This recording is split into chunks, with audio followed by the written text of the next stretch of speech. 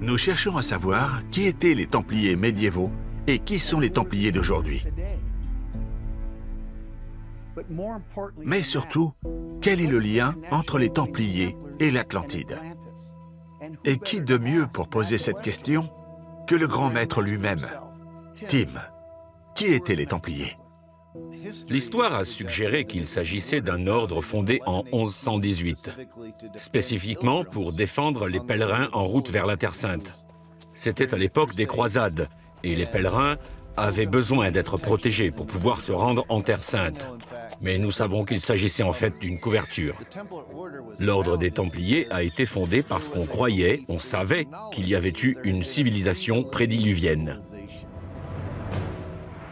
La Bible la renvoie à l'époque de Noé et affirme qu'elle s'est effondrée lors d'un cataclysme important.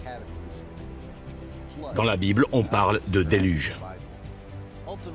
En réalité, ces Templiers devaient retrouver les poches de survie des connaissances, de la technologie, des philosophies de cette civilisation prédiluvienne qui avait été préservée.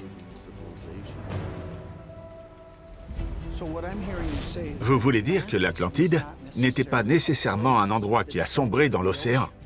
C'était une culture développée. Oui, c'était plutôt un réseau mondial d'informations qui était préservé dans différentes parties du monde. Et lorsque ce cataclysme s'est produit, tout s'est effondré. C'était le chaos et nous sommes entrés dans une période très sombre de l'humanité.